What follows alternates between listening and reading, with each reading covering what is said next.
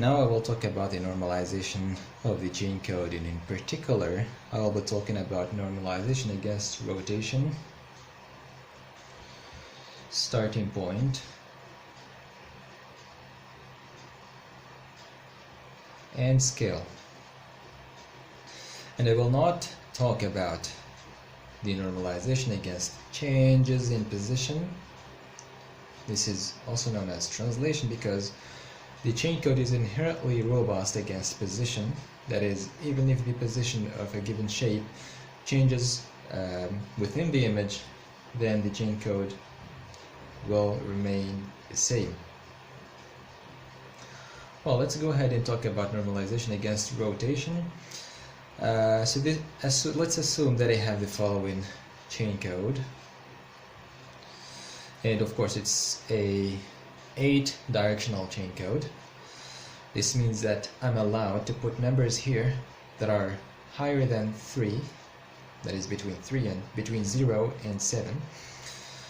So let's say, for example, that my chain code contains the following numbers: 1, 3, 0, 6, and 2.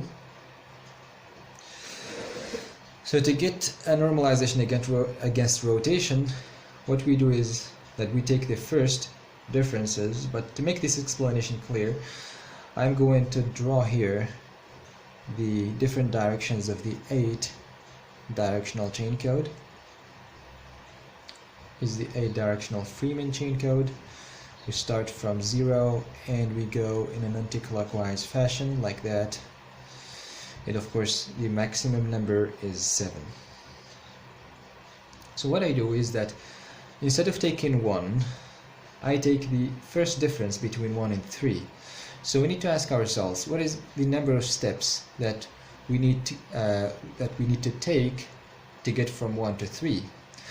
Well, by visualizing this graph here, it's obvious that I need 2 steps. Well, to go from 1 to 3, I need 1, 2. So 2 steps, therefore I write 2 down.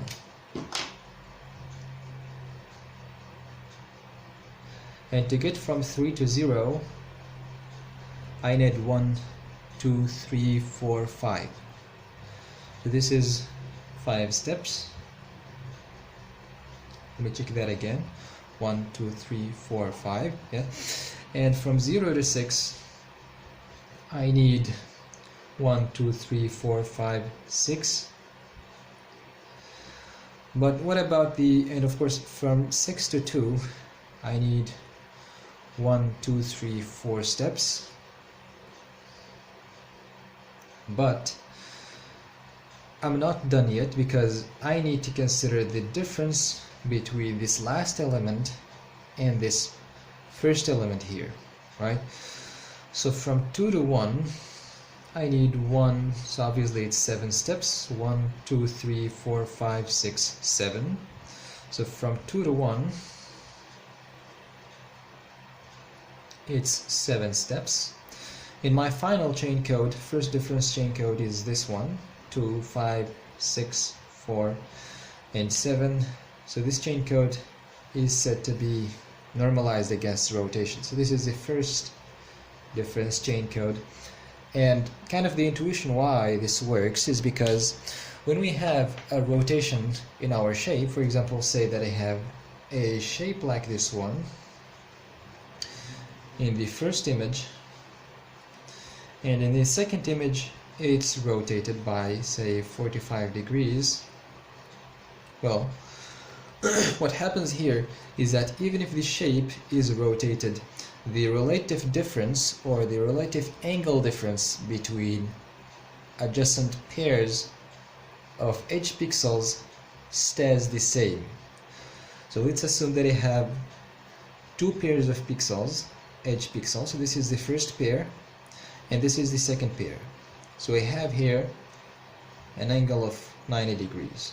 Well, after rotation, this is again the pairs that I was talking about. So you can notice that the angle is the same.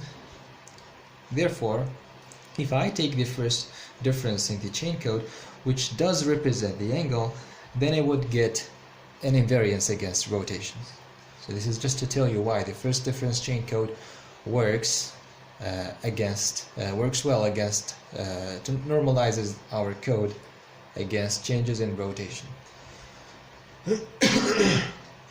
Now we'll talk about normalization against the starting point, which is the point from which we start to assign the chain code. Remember that if I have a shape like this one, I said in the last video that we start, say something like that, this is better. I said that to create a chain code, we start from the top leftmost edge point or edge pixel point, which is in this case this edge pixel here. But what if I want to start from any position? I don't want to bother to find the top leftmost edge pixel. I can take any edge pixel and then create my chain code. Well, in this case, what we need to do is to sort our chain code such that we start from the minimum value or the maximum value. For example, if I want to make this chain code here normalized against rotation, rather against the starting point, what I need to do is to start either from the maximum number or from the minimum number. Let's say that I want to start from the minimum number. So in that case, what I need to do is to look for the minimum number here, which is 0, right? And then start from 0. And then what I need to do is just to complete the sequence of the chain code. So here, after 0 I have 6 and 2. And after 2, of course, I consider my chain code as a circular series of number. Therefore, I start again from 1 here, and I keep going until I get to 0, then I stop. So the next numbers are 1, 3, and then I stop.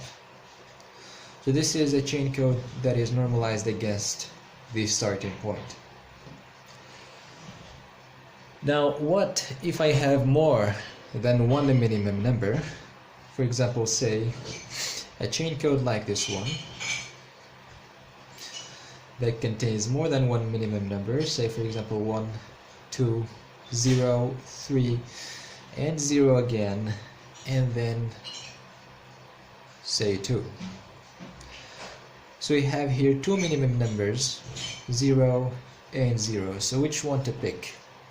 Well, I pick the one that is followed by the minimum number. 0 is followed by 3, in here 0 followed by 2. Well, this 0 here is followed by the minimum number, therefore I start by this one here.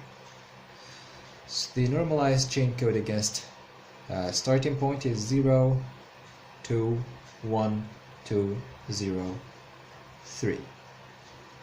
And of course the same logic applies if I have the minimum numbers followed by the same numbers. For example, say this is another example, 0, 1, 0, 1, 2, and 3. So in that case 0 is followed by 1 and 0 is followed by 1 and 1 is equal to 1. So what to do in this situation? Well, I consider the second number that follows the minimum number. So in that case, the second number that follows the minimum number for this 0 is 0. And for this 0, the second number that follows the minimum number is 2. Well, 0 is smaller than 2, therefore I start by this 0 here. And this, of course, is already normalized against the starting point, so I don't need to do anything on this chain code. Now, to get a normalization against a scale, so this is I would say it's difficult to get, and I will tell you why. Well, what I do to get a normalization against scale is that I consider a resampling grid that is equal to the change in my scale. For example, say that I have a shape like this one, right? And on another image, this shape has changed in scale, so it becomes, for example, it became 2 times bigger.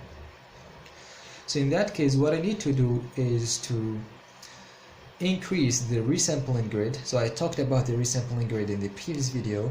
I need to increase the resampling grid by a factor of 2, and this would allow me to get, of course, the same chain code. But the trick here, or the reason why this is not straightforward, is because we need something to figure out the scale. So if I am, for example, in a practical situation, how do I identify the change in scale so I can create the resampling grid? So I need kind of some reference to get that scale. And this is the reason why this scale here, or normalization against scale, is a little bit difficult to get when compared with starting point or rotation.